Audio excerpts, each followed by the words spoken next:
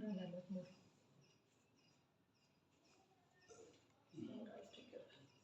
ಅದ ನಡೆದಿತ್ತಾನೆ sir pass ಎಷ್ಟು ಬರ್ತೀರಿ ಪೇಜಲ್ಲಿ 103 ಇಲ್ಲ ಹೊಸ ಪುಸ್ತಕ ಚೇಂಜ್ ಇತ್ತು ಹೊಸ ಪುಸ್ತಕ ಭಗವಾನ್ ಕುಂದುಕೊಂಡ ದೈವ ವಿರಚಿತ ಪ್ರಾಕೃತ ತ್ರಯಗಳ ಮೇಲೆ ಭವ್ಯ ಜನೋಪಯೋಗಿ ಟೀಕೆಗಳ ರಚನೆ ಮಾಡಿರುವಂಥ ಆಚಾರ್ಯ ಶ್ರೀ ಅಮೃತ ಚಂದ್ರದೇವ ಈ ಪುರುಷಾರ್ಥ ಸಿದ್ಧಿ ಉಪಾಯ ನಾಮದ ಗ್ರಂಥವನ್ನು ಇಂದಿಗೆ ಸುಮಾರು 11 ವರ್ಷಗಳ ಪೂರ್ವದಲ್ಲಿ ರಚಿಸಿದ್ದರು. ಇದರ ಮೇಲೆ ಭಾಷಾ ಟೀಕೆಯನ್ನು ಬರೀತಾ ಕಾರ್ಯ ಪೂರ್ಣವಾಗುವ ಮೊದಲೇ ಪಂಡಿತ್ ಟೋಡರಮಲ್ಲರ ವಿಧಿವಶರಾಗಿ ಹೋಗುವುದರಿಂದ ಆ ಅಪೂರ್ಣ ಕಾರ್ಯವನ್ನು ದೌಲತ್ ರಾಮ್ ಕಾಸ್ಲಿವಾಲ ಅನ್ನುವಂಥವರ ಪೂರ್ಣಗೊಳಿಸಿ ಕೃತಿ ಪಾಠಕರಿಗೆ ಸಮಗ್ರ ರೂಪದಿಂದ ಲಭಿಸುವಲ್ಲಿ ಸಹಕರಿಸಿದ್ದಾರೆ. ಧನ್ಯವಾದಕ್ಕೆ ಪಾತ್ರರಿದ್ದಾರೆ. 143 144ನೇ ಶ್ಲೋಕ. ಭೂಖನನ ವೃಕ್ಷಮುಟ್ಟನ ಷಾಡ್ವರತರನಾಂಬುಸೇಚನಾದೀನಿ ನಿಷ್ಕಾರಣಂ ನ ಕುಸುಮೋಚ್ಚಯಾನಪಿ ಚ ಅಸೀದೇನು ವಿಷಭೂತಾಶನ ಲಾಂಗಲಕರವಾಲಕ ಕಾರುಕಾದೀನಾಂ ವಿತರಣಂ ಉಪಕರಣಾನಾಂ ಹಿಂಸಾಯಾ ಪರಿಹರೇದ್ಯತ್ನಾತ್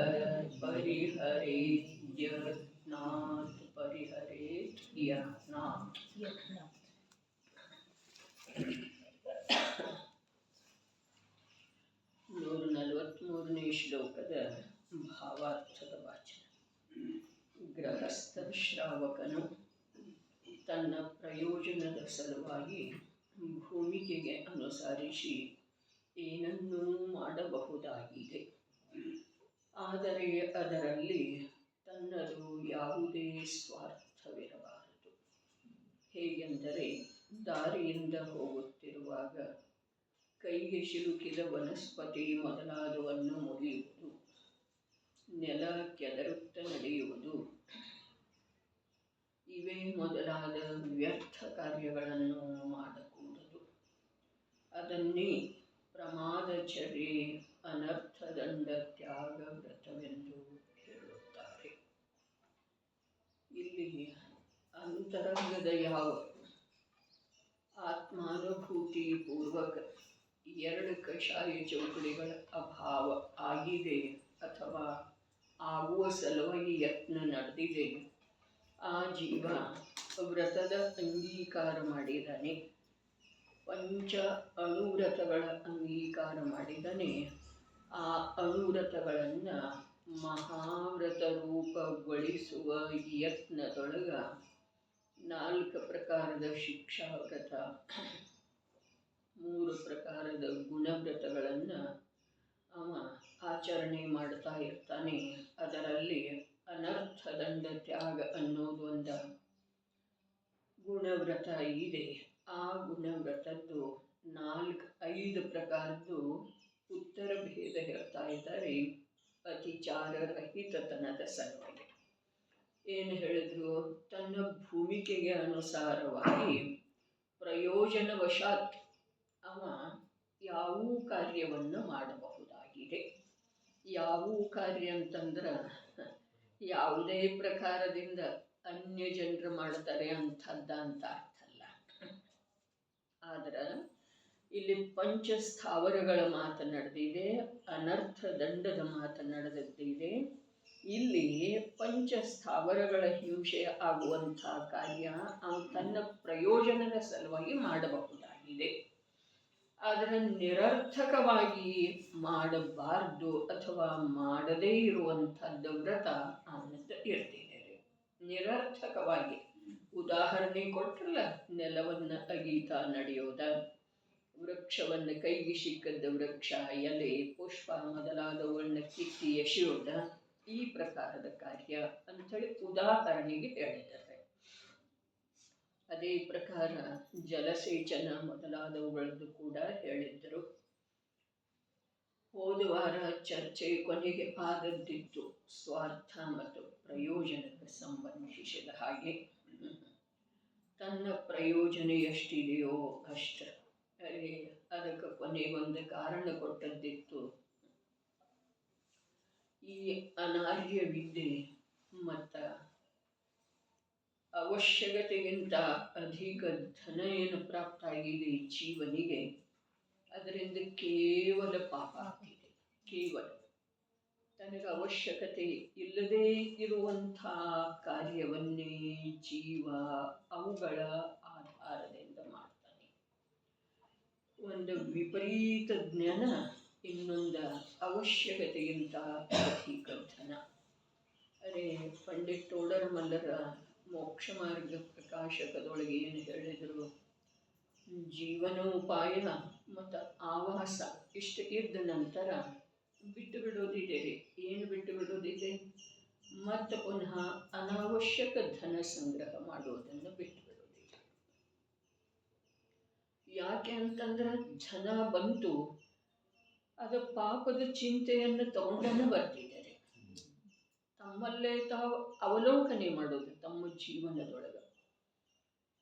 ಎಷ್ಟು ಧನ ಬರ್ತಿದೆಯೋ ಅದಂತೂ ನಿಯಮದಿಂದ ಪಾಪದ ಸಲುವಾಗಿನ ಖರ್ಚಾಗ್ತಿದೆ. ಅದು ಬೇಕಾದ್ರೆ ಮನೆ ನಿರ್ಮಾಣ ಇರಲಿ, ಬೇಕಾದ್ರೆ ಮಂದಿರ ನಿರ್ಮಾಣ ಕೂಡ ಇರಲಿ. ಹಾಂ, ಮನೆ ನಿರ್ಮಾಣದ ಅಪೇಕ್ಷಾದಿಂದ ಮಂದಿರ ನಿರ್ಮಾಣವನ್ನು ಒಳ್ಳೆಯದು ಅಂಥೇಳಿ ಹೇಳಲಾಗಿದೆ. ಆದರೆ ಅಲ್ಲಿ ಷಟ್ಕಾಯ ಜೀವಗಳ ಹಿಂಸೆ ಆಗುತ್ತಿದೆಯೋ ಅಥವಾ ಇಲ್ಲ? ಷಟ್ಕಾಯ ಜೀವಗಳದ ಅಗಣಿತ ಹಿಂಸೆ ಆಗ್ತಿದೆ. ಮಂದಿರ ನಿರ್ಮಾಣದೊಳಗೆ ಕೂಡ ನೀರನ್ನೆಲ್ಲ ಶೋಧಿಸಿ ಬಳಸಿದರನು ಕೂಡ ನೀರೇ ಕಾಯಿರುವಂಥ ಜೀವಗಳದವ್ರಲ್ಲ. ಜೀವಗಳದ್ದ ಕಾಯವೇ ನೀರಿದೆ, ಶರೀರವೇ ಜಲ ಕಾಯಿಕ. ಅರೆ, ಒಂದೊಂದು ಬಿಂದುವಿನೊಳಗ ಎಷ್ಟು ಜೀವ ಇದಾವಲ್ಲ, ಅವು ಹೇಳಿದರು ಅವು ಅನ್ಯ ಜೀವಗಳಂತಾರೆ. ಆದ್ರೆ ಜಲವೇ ಶರೀರ ಇರುವಂಥ ಜಲಕಾಯಿಕ ಜೀವದವಲ್ಲ, ಅವುಗಳ ಹಿಂಸೆಯನ್ನು ಯಾವುದೇ ಪ್ರಕಾರದಿಂದ ನೀರನ್ನು ಬಳಸುವಂಥ ಜೀವ ತಪ್ಪಿಸೋದು ಸಾಧ್ಯ ಇಲ್ಲ. ಹಾಗಾದ್ರೆ ಏನೇನೋ ಇದನ್ನು ಸುಧಾರಣೆ ಮಾಡಬೇಕು, ಇದನ್ನು ಹೀಗೆ ಮಾಡಬೇಕು, ಇದನ್ನು ಹೀಗೆ ಅವಶ್ಯಕತೆ ಇತ್ತು. ಯಾವುದನ್ನು ಮಾಡದೇ ಇರುವುದರಿಂದ ಜೀವನದೊಳಗೆ ಪದೇ ಪದೇ ಆಕುಲತೆ ಆಗ್ತಿತ್ತು ಅಂತಂದ್ರೆ ಆ ಆಕುಲತೆಯ ಪರಿಹಾರದ ಸಲುವಾಗಿ ಎಷ್ಟು ಅವಶ್ಯಕ ಇದೆಯೋ ಅಷ್ಟು ಕಾರ್ಯ ಮಾಡೋದು. ಇಲ್ಲಿ ಒಂದು ಶಬ್ದ ಇದೆ, ಪ್ರಯೋಜನ ಇಲ್ಲದ ಮಾಡೋದಿಲ್ಲ, ನಿಷ್ಕಾರಣ ಅಂಥೇಳಿ ಹೇಳಿದ್ದಾರೆ. ಬಹಳ ಕಠಿಣ ಇದೆ ಮತ್ತು ಅತ್ಯಂತ ಸುಲಭ ಇದೆ. ಅತ್ಯಂತ ಸುಲಭ ಜೀವನ, ಅತ್ಯಂತ ಸುಲಭ ಇದೆ ರೀ. ಆದರೆ ಇವತ್ತ ನನ್ನ ಜೀವನಕ್ಕೆ ಯಾವುದ ಅವಶ್ಯಕತೆ ಇದೆ ಅನ್ನುವುದರ ವಿಚಾರ ಯಾರಲ್ಲೂ ಇರ್ತದೆ. ನನ್ನ ಜೀವನಕ್ಕೆ ಎಷ್ಟು ಯಾವುದರದ ಅವಶ್ಯಕತೆ ಇದೆ ಅನ್ನುವ ವಿಚಾರನ ಮನುಷ್ಯ ಮಾತ್ರರಲ್ಲಿ ಅಲ್ಲ, ಜೈನ ಕುಲೋತ್ಪನ್ನರಲ್ಲಿ ಮಾತ್ರ ಅಲ್ಲ, ಜನಶಾಸನದ ಆಳವಾದ ಅಭ್ಯಾಸ ಮಾಡ್ತಾ ಇದ್ದೇನೆ ಅಂಥೇಳಿ ತಿಳ್ಕೊಂಡಿರುವವರಲ್ಲಿ ಕೂಡ ಇರ್ತಾರೆ. ಅರೆ, ಜೀವನ ಎಷ್ಟಿದೆ, ಆ ಜೀವನಕ್ಕೆ ಎಷ್ಟು ಅವಶ್ಯಕ ಇದೆ, ಆ ಅವಶ್ಯಕತೆಗಿಂತ ಅಧಿಕದ ಇಚ್ಛೆ ಇದೆಯಲ್ಲ, ಇಚ್ಛೆ, ಅರೇ ಪ್ರಭು ಇಚ್ಛೆ, ಆ ಇಚ್ಛೆ ಏನಿದೆ ಅದು ಈ ಮನುಷ್ಯ ಜೀವನವನ್ನು ಭ್ರಷ್ಟ ಮಾಡುವಂಥದ್ದಿದೆ ರೀ. ಇಚ್ಛೆ ಕಾರ್ಯ ಆಗೋದಂತೂ ಜೀವದ ಅಧೀನ ಇಲ್ಲ. ಜೀವದ ಅಧೀನ ಇಲ್ಲವೇ ಇಲ್ಲ, ಯಾವ ಕಾರ್ಯನೂ ಆಗುವುದು. ಅರೆ ಪರಪದಾರ್ಥದೊಳಗೆ ಆಗುವಂಥ ಕಾರ್ಯ ಆ ಪರದ ಕಾರಣದಿಂದನ, ಪರದ ಷಟ್ಕಾರಕಗಳಿಂದನ ಪರದಲ್ಲಿ ಆಗತಾ ಇರ್ತೀರಿ. ನನಗೆ ಯಾವುದು ಅವಶ್ಯಕ ಇದೆ, ಅರೆ ಶಾಶ್ವತವಾಗಿ ನಾನಿಲ್ಲಿ ಇರೋದಿತ್ತು ಮತ್ತು ಮಾಡಿದ ಕಾರ್ಯ ಶಾಶ್ವತವಾಗಿ ಉಳಿಯುವಂಥದ್ದಿತ್ತು ಅಂತಂದ್ರೆ ಮಾಡಲಿಕ್ಕೆ ಅಡ್ಡಿಲ್ಲ. ನಾನು ಶಾಶ್ವತವಾಗಿಯೂ ಇಲ್ಲಿ ಉಳಿಯೋದಿಲ್ಲ ಮತ್ತು ಮಾಡಿದ ಕಾರ್ಯ ಶಾಶ್ವತವಾಗಿಯೂ ಇರೋ ಸಾಧ್ಯ ಇಲ್ಲ. ಆದ್ರೂ ಕೂಡ ಈ ಜೀವದ ಅಂಥ ಅನಾವಶ್ಯಕ ಕಾರ್ಯಗಳನ್ನು ಮಾಡುವಂಥ ರುಚಿ, ಅರೆ ಅವಶ್ಯಕ ಯಾವುದಿದೆ ಅದನ್ನು ಮಾಡಿರಲ್ಲ. ಏನು ಅವಶ್ಯಕ ಇದೆ? ಶಾಸ್ತ್ರ ಸ್ವಾಧ್ಯಾಯ, ತತ್ವ ನಿರ್ಣಯ, ಭೇದ ವಿಜ್ಞಾನ, ಆತ್ಮಾನುಭೂತಿ, ಆತ್ಮಸ್ಥಿರತೆ. ಇದನ್ನು ಬಿಟ್ಟ ಅವಶ್ಯಕ ಏನೂ ಇಲ್ಲ. ಈ ನಮ್ಮ ಭವದೊಳಗೆ ಈ ನಮಗೇನು ಪ್ರಾಪ್ತಾಗಿದೆಯಲ್ಲ ಈ ಸಂಯೋಗದೊಳಗೆ, ಸಂಯೋಗ ಅಂತಂದ್ರೆ ಅರಸಾಪೇಕ್ಷ ಜಿನವಾಣಿ ಸಂಯೋಗ ಮತ್ತು ನಿಶ್ಚಯದ ಅಪೇಕ್ಷಾದಿಂದ ಜಿನವಾಣಿಯನ್ನು ತಿಳಿಯುವಂಥ ಜ್ಞಾನದ ಸಂಯೋಗ, ಕ್ಷಯೋಕ್ಷಮ ಜ್ಞಾನದ ಸಂಯೋಗ. ಮಾಡಬೇಕಾದಂಥ ಕಾರ್ಯ ನಮಗೆ ಇಷ್ಟು ನಮಗೆ ಅದಾವ, ವಿಪುಲ ಅದಾವ, ಪರ್ಯಾಪ್ತ ಅದಾವ. ಏನು ಜಿನವಾಣಿ ಇದೆ, ಬೇಕಂದದ್ದೆಲ್ಲ ಶಾಸ್ತ್ರ ಇದೆ. ಯಾವುದು ಬೇಕಲ್ಲ, ಯಾವುದರ ಸಲುವಾಗಿ? ಭೇದ ವಿಜ್ಞಾನದ ಸಲುವಾಗಿ, ಜ್ಞಾನದ ನಿರ್ಮಲತೆಯ ಸಲುವಾಗಿ, ಶ್ರದ್ಧೆಯ ಯಥಾರ್ಥತೆಯ ಸಲುವಾಗಿ, ನಿರ್ಮಲ ಆಚರಣೆಯ ಸಲುವಾಗಿ, ತಿಳಿಸಿಕೊಡುವಂಥ, ಬೋಧ ಮಾಡುವಂಥ, ಭೂಮಿಕೆಯ ಅನುಸಾರವಾಗಿ ಸರಳ ಸುಲಭ ನಿರ್ಭಾರ ರೂಪದಿಂದ ಆಚರಣೆ ಮಾಡುವಂಥ, ವಿಧಿಯನ್ನು ತಿಳಿಸಿಕೊಡುವ, ಉಪಾಯವನ್ನು ತಿಳಿಸಿಕೊಡುವ ಗ್ರಂಥಗಳ ಉಪಲಬ್ಧ ಇದ್ದಾವೆ, ಸಾಕಷ್ಟು ಇದ್ದಾವೆ. ಜ್ಞಾನದೊಳಗ ವಸ್ತು ಸ್ವರೂಪದ ನಿರ್ಣಯ ಮಾಡೋದಿತ್ತು, ಶ್ರದ್ಧೆಯನ್ನು ಯಥಾರ್ಥ ಮಾಡೋದಿತ್ತು, ಆಚರಣೆಯೊಳಗಿನ ಅಶುದ್ಧತೆಯನ್ನು ಉತ್ತರೋತ್ತರ ಕಮ್ಮಿ ಮಾಡೋದಿತ್ತು. ಅಂತಂದ್ರೆ ನಮಗೆ ಎಷ್ಟು ಬೇಕಲ್ಲ ಅದಕ್ಕಿಂತ ಬಹಳ ಅಧಿಕ ಗ್ರಂಥರಾಶಿ ಉಪಲಬ್ಧ ಇದೆ. ಹೀಗಿದ್ರೂ ಕೂಡ ನಾವು ಆ ಕಾರ್ಯವನ್ನು ಬಿಟ್ಟ ಧನದ ಚಿಂತೆ ಮಾಡೋದ, ಪರಿವಾರದ ಚಿಂತೆ ಮಾಡೋದ, ಆರೋಗ್ಯದ ಚಿಂತೆ ಮಾಡೋದ. ಚಿಂತೆ ಮಾಡುವುದರಿಂದ ಯಾವುದಾಗ್ತಿದೆ?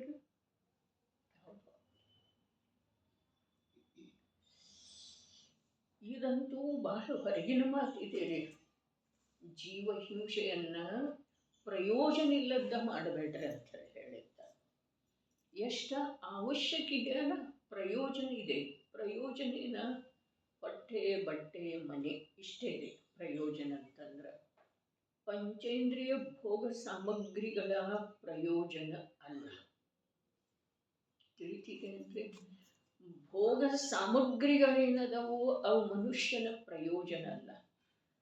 ಒಂದು ಕ್ಷುಧಾಬಾಧೆಯ ನಿವಾರಣೆ, ಒಂದು ಮರ್ಯಾದೆಯ ಸಂರಕ್ಷಣೆ, ಒಂದು ಚಳಿ ಮಳಿ ಮೊದಲಾದವುಗಳಿಂದ ಸುರಕ್ಷತೆ, ಇಷ್ಟೇನದವು ಇಷ್ಟೇ ಅವಶ್ಯಕ, ಅರ್ಥಾತ್ ಪ್ರಯೋಜನ. ಈ ಪ್ರಯೋಜನದ ಸಲುವಾಗಿ ನೀನು ಷಟ್ಕಾಯ ಜೀವಗಳದ ಹಿಂಸೆ ಮಾಡಿದರೆ ಕ್ಷಮ್ಯತೆ. ಯಾಕೆ ಅಂತಂದ್ರೆ ಅದನ್ನು ಮಾಡದ ವಿನಃ, ಅರ್ಥಾತ್ ಆ ಪ್ರಯೋಜನದ ಸಲುವಾಗಿ ಅದು ಆಗೋದನರೇ. ಯಾವುದಾಗೋದ? ಪಂಚಸ್ಥಾವರ ಮತ್ತು ಸೂಕ್ಷ್ಮ ತ್ರಸ ಜೀವಗಳದ್ದ ಹಿಂಸೆ. ಅರೆ ಅಹಿಂಸೆ ಏನಿದೆ ಅದೊಂದೇ ಲೋಕದೊಳಗೆ ಧರ್ಮ ಇದೆ ರೀ. ಅದನ್ನು ಹೊರತುಪಡಿಸಿದ ಧರ್ಮ ಬೇರೆ ಯಾವುದೂ ಇಲ್ಲ. ನೀವು ರಾಶಿ ಅಖಂಡ ಅಕ್ಷತೆಯನ್ನು ಅರ್ಪಣೆ ಮಾಡಿದ್ರೂ ಕೂಡ ಅದರಿಂದ ಅಕ್ಷಯ ಅಖಂಡ ಪದದ ಪ್ರಾಪ್ತಿ ಆಗುವುದಿಲ್ಲ. ರಾಶಿ ಸುಂದರ ಬೆಲೆ ಬಾಳುವ ಫಲಗಳನ್ನು ಅರ್ಪಣೆ ಮಾಡಿದ್ರೂ ಕೂಡ ಅದರಿಂದ ಮೋಕ್ಷ ಫಲದ ಪ್ರಾಪ್ತಿ ಆಗುವುದಿಲ್ಲ. ಒಂದು ಪರಿಣಾಮದೊಳಗಿನ ಹಿಂಸೆ ಬಿಟ್ಟು ಹೋಗೋದು ಅದು ಧರ್ಮ ಇದೆ. ಕಮ್ಮಿ ಮಾಡ್ತಾ ಹೋಗೋದು ಅದು ಧರ್ಮ ಮಾರ್ಗ ಇದೆ. ಇದನ್ನು ಬಿಟ್ಟು ನಮ್ಮ ಕರ್ತವ್ಯ ಬೇರೆ ಏನೂ ಇಲ್ಲ. ಮಹಾಪುಣ್ಯದ ಉದಯದಿಂದ ಅಥವಾ ದುರ್ಭಾಗ್ಯದ ಉದಯದಿಂದ ಎಷ್ಟು ಬೇಕು ಅಷ್ಟ ಅಥವಾ ಅವಶ್ಯಕತೆಗಿಂತ ಬಹಳ ಅಧಿಕ ನಮಗೆ ಪ್ರಾಪ್ತಿ ಇದೆ ರೀ. ಮಹಾಪುಣ್ಯದ ಉದಯದಿಂದ ಅಂಥೇಳಿ ಹೇಳ್ತು ಅದು ಎಷ್ಟು ಬೇಕಷ್ಟು. ದುರ್ಭಾಗ್ಯದಿಂದ ಅಂಥೇಳಿ ಹೇಳ್ತು ಅದ ಅವಶ್ಯಕತೆಗಿಂತ ಬಹಳ ಅಧಿಕ ರೀ. ಹೀಗೆ ಇರುವೆಳದೊಳಗೂ ಕೂಡ ಜೀವ ಈ ಕಾರ್ಯದೊಳಗೆ ತೊಡಗುವುದಿಲ್ಲ ಅಂತಂದ್ರೆ ಈ ಜೀವದ ಭವಿತವ್ಯ ಎಷ್ಟು ದುರ್ಲಂಘ್ಯ ಇರಬಹುದು.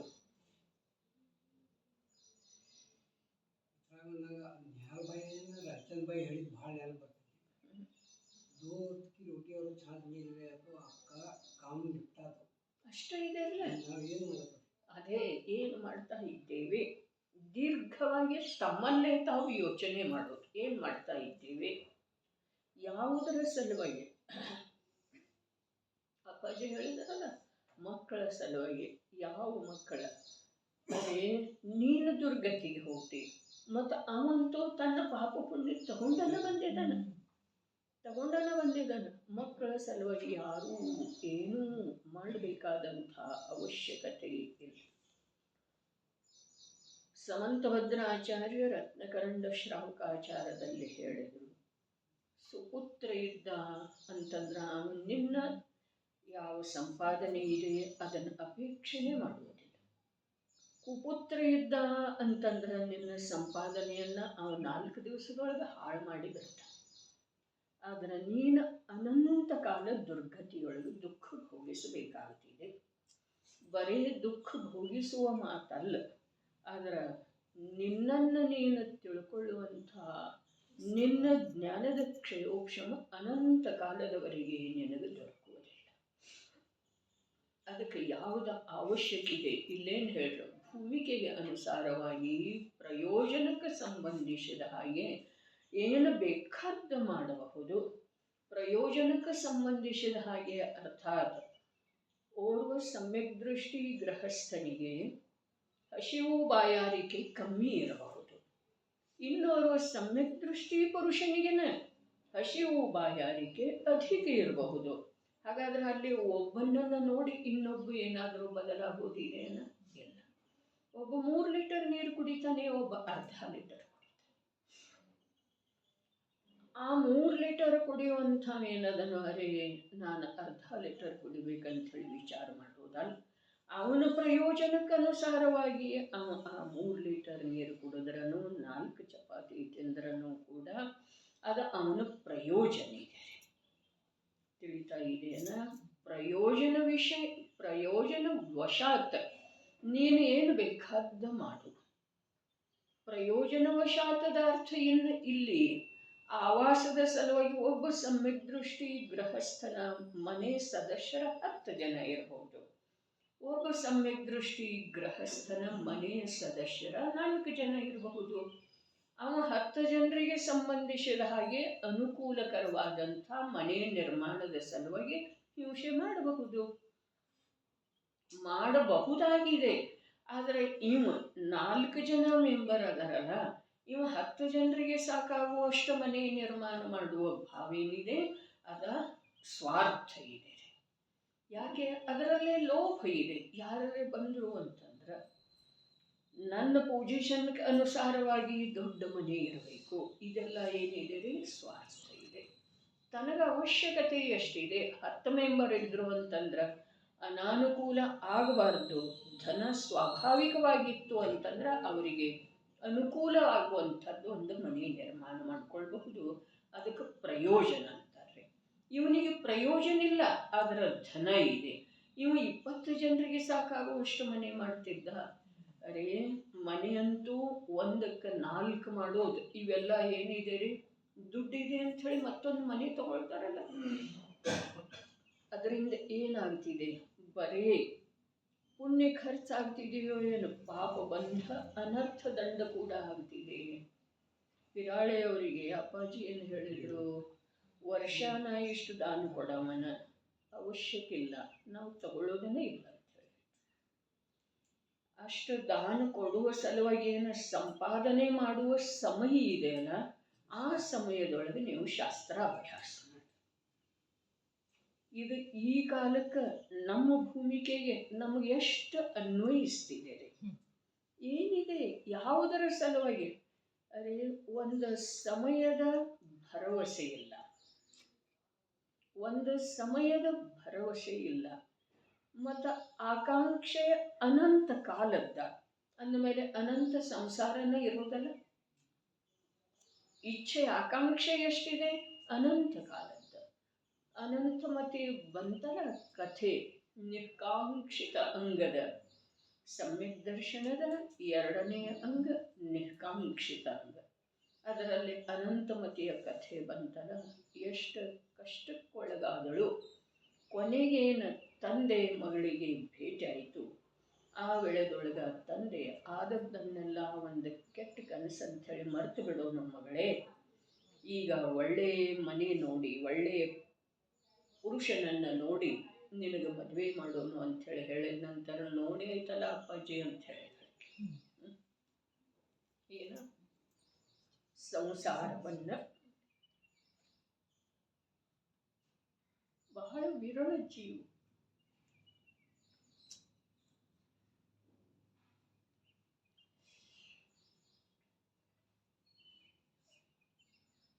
ಅನಂಗಧರ ಏನು ಹೇಳಿದಳು, ಅಂಜನಾ ಏನು ಹೇಳಿದಳು, ಸೀತಾ ಏನು ಹೇಳಿದಳು.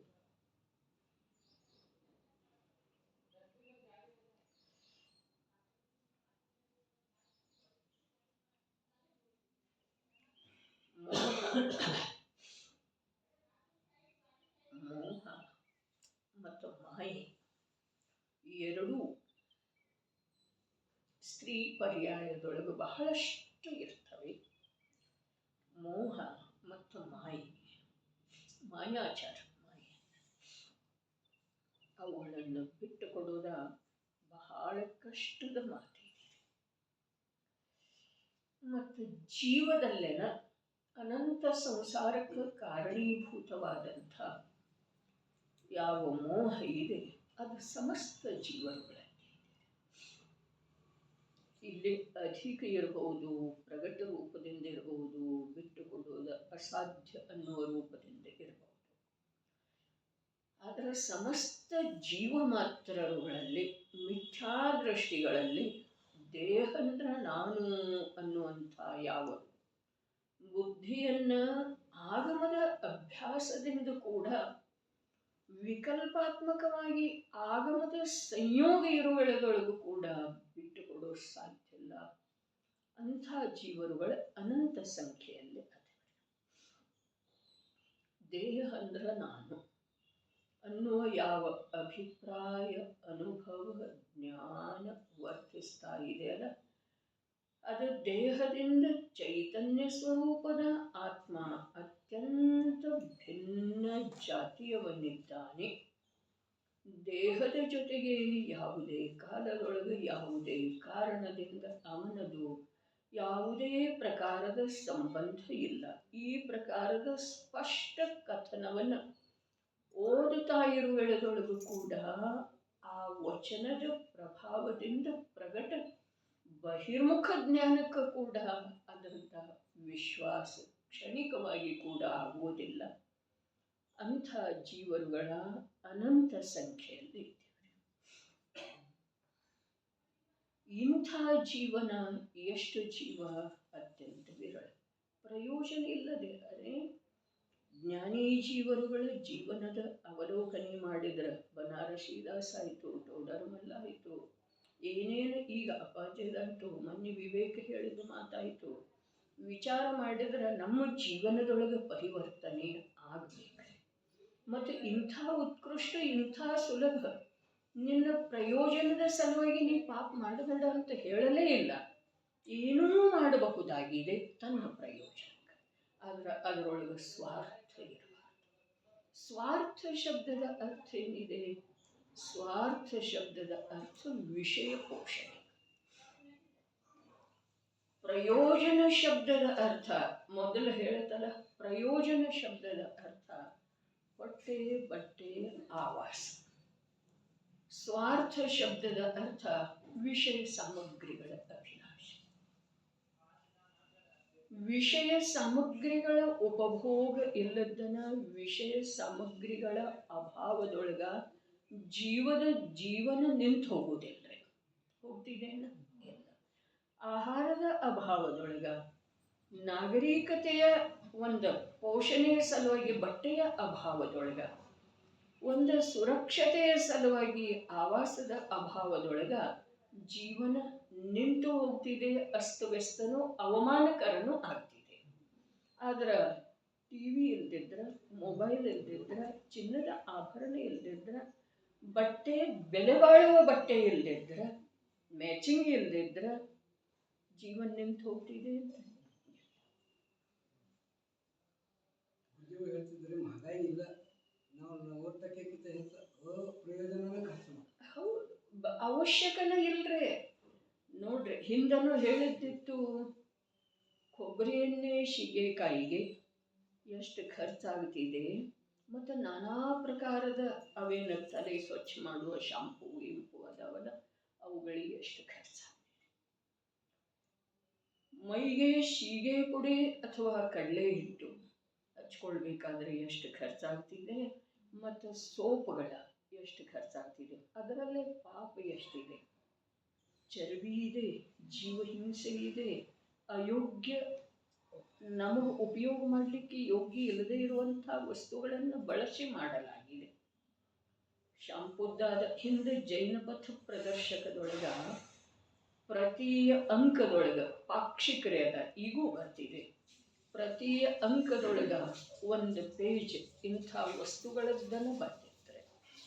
ಯಾವ ಶಾಂಪೂ, ಯಾವ ಸಾಬೂನ, ಯಾವ ಪೇಷ್ಟ ಎಲ್ಲ ಬರ್ತಿರ್ತಾರೆ. ಪ್ರತಿ ಅಂಕದೊಳಗೆ ಒಂದೊಂದು ವಿಷಯದ ಕುರಿತು ವಿಸ್ತೃತವಾದಂಥ ಚರ್ಚೆ ಬರ್ತಿತ್ತು. ಇವು ಸ್ವಾರ್ಥದವ್ರೆ.